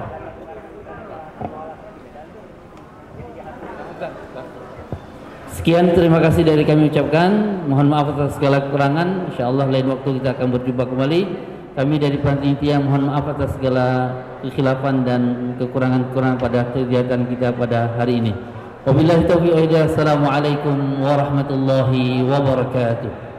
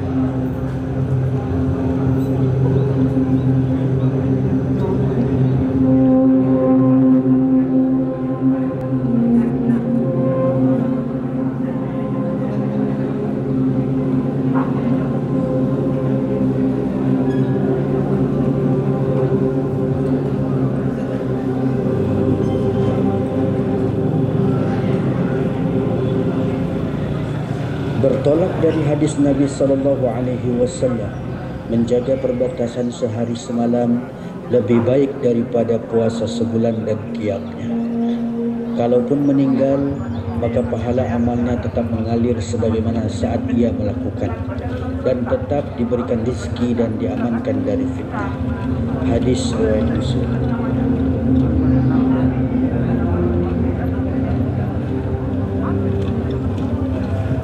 Kondisi perbatasan jauh dari ibu kota dan perhatian umum, maka wajar Nabi SAW memberikan perhatian khusus pada masalah perbatasan.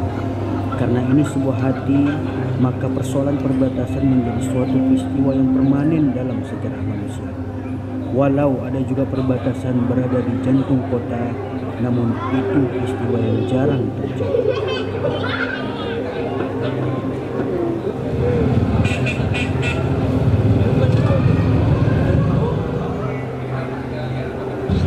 Ban muka belakang.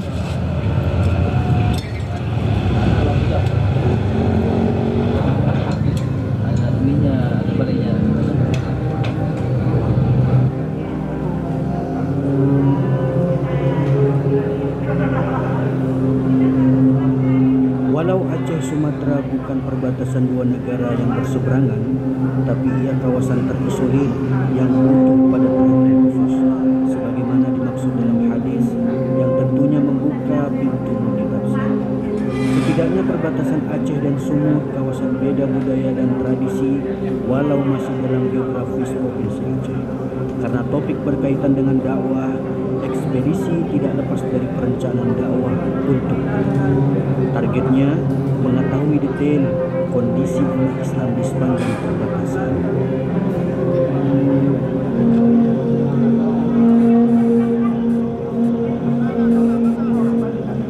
Ekspedisi menelusuri sepanjang perbatasan dari kampung ke kampung, mulai dari Aceh Tenggara, Karo, Dairi, Suku Salam, Singkit, dan berakhir di Pulau Bali. Dan perjalanan tersebut terdokumentasi dalam serial ekspedisi Al-Ribaj, forum dakwah perbatasan TV, sebanyak 10 seri.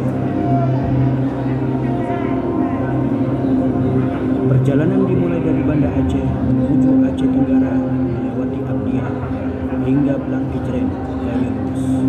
Peta menunjukkan bahwa jarak tempuh lebih dekat dibandingkan melewati Medan atau Dakewan. Tapi fakta real yang di jalan membutuhkan waktu lebih lama dan penuh dengan tantangan.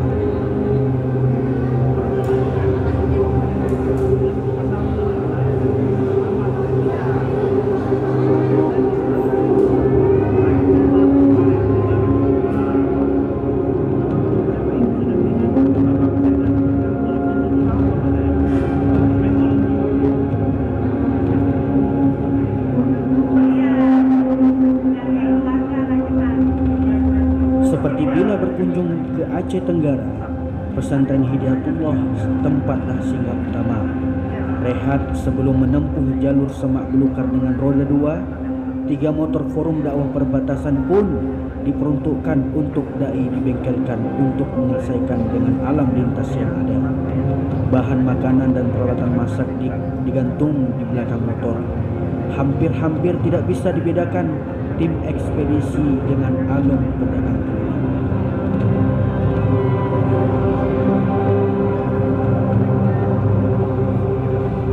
Kalau mau ambil atletik di sini kan.